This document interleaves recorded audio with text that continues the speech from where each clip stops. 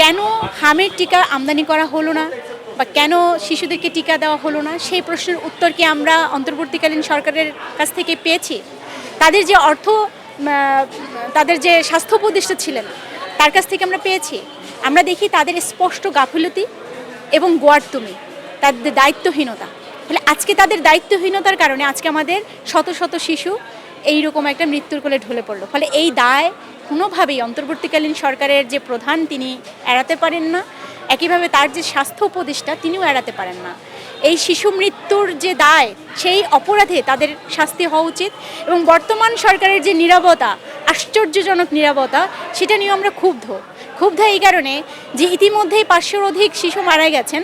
দেশে মনে হচ্ছে যে খুব স্বাভাবিক পরিস্থিতি বিরাজ করছে, অথচ প্রয়োজন জরুরি অবস্থা ঘোষণা করা, সর্বাগ্রে এই শিশুদেরকে জীবন রক্ষার জন্য উদ্যোগ গ্রহণ করা। এটা একটা মহামারী আকার ধারণ করেছে বলতে গেলে, এবং যে পরিমাণ শিশু মৃত্যু হচ্ছে, এবং কিছুদিন আগে আপনি দেখবেন যে এরকম একটি নিউজ হয়েছে যে এক দম্পতি, তারা হচ্ছে প্রায় 11 বছর চেষ্টা করার পরে হচ্ছে তাদের একজন সন্তান হয়েছে, এবং পরে কি দেখা গেল সেই সন্তানটি হামের উপসর্গ নিয়ে মারা গেল।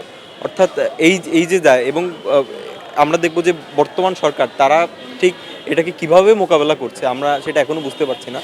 আমরা বলতে চাই যে দ্রুত সময় এই হামের যে উপসর্গ, এবং আপনি দেখবেন যে এখানকার হাম পরীক্ষা করানোর জন্য হাম রোগ এটা হচ্ছে নির্ণয় করার জন্য যে কিট, সেই কিটেরও একটি সংকট দেখা দিয়েছে। অর্থাৎ দ্রুততম পদক্ষেপের মাধ্যমে এই যে হাম যে মহামারী আকার ধারণ করছে, এই হামের প্রাদুর্ভাব এগুলো দূর করা দরকার। এবং যে সকল শিশুরা এখন পর্যন্ত আক্রান্ত বা ধারণা করা হচ্ছে আক্রান্ত বা উপসর্গ দেখা গেছে, তাদেরকে যেন যথাযথ চিকিৎসা দেওয়া হয় এবং রাষ্ট্রীয় কর্তৃক, এবং এখানকার যে সকল নাগরিকরা এই মানে যে সকল শিশুরা এখানে হামে আক্রান্ত, তাদের যে চিকিৎসার ব্যয়ভার সেটাকেও রাষ্ট্রকেই নিতে হবে। খবরের কাগজ, নিখাদ, নির্ভীক, নিরপেক্ষ।